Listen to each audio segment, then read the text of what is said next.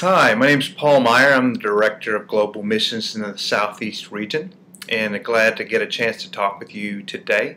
Hey, I'm talking about the upcoming National Day of Prayer, which is on October 2nd, coincidentally, which is 10/2. And if you've been in our region for any length of time, you know that's been a special prayer emphasis of ours in the Southeast. And I wanted to take that Luke 10:2 that we focused on for the last few years and actually put it into context, historical and biblical context of what Jesus is talking about when he says to pray for laborers for the harvest. And so in 10 verses 1 and 2 in Luke, it says this: After this, the Lord appointed 72 others and sent them on ahead of him, two by two, into every town and place where he himself was about to go. And he said to them, The harvest is plentiful, but the laborers are few. Therefore pray earnestly to the Lord of the harvest to send out laborers into his harvest.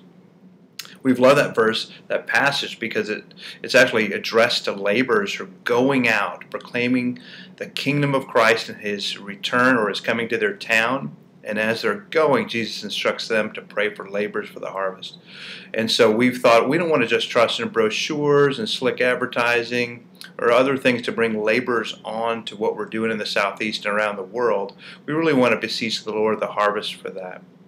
So that's where we've been in the past, but actually now to take that passage and put it into the context, you have to go back in to chapter 9, as verse 10:1 says, after this. So what was this after? So in 9, verse 57, it goes on to say this: As they were going along the road, someone said to him, I will follow you wherever you go.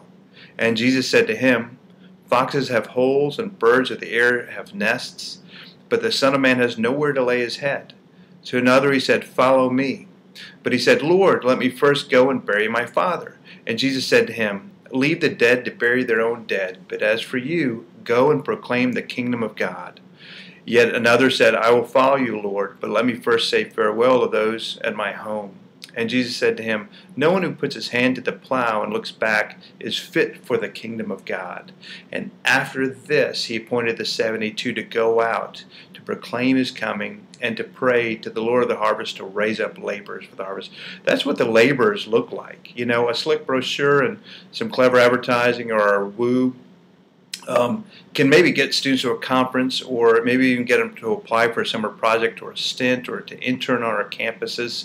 But what we want to do is trust in the Lord to raise up the right type of laborers, not just warm bodies. The laborers who will basically be sacrificial, will live lives of surrender, who will not put their hand to the plow and then turn back. You know, they'll keep long-term commitments. They'll be willing to persevere through MPD.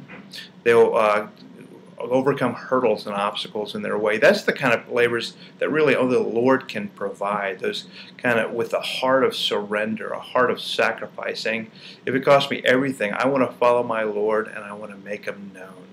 So that's the kind of laborers we want to pray for, not just warm bodies to be on our campuses or campuses around the world, but actually these kind of laborers who love Christ, make him Lord of their lives, are willing to sacrifice and persevere to go for it.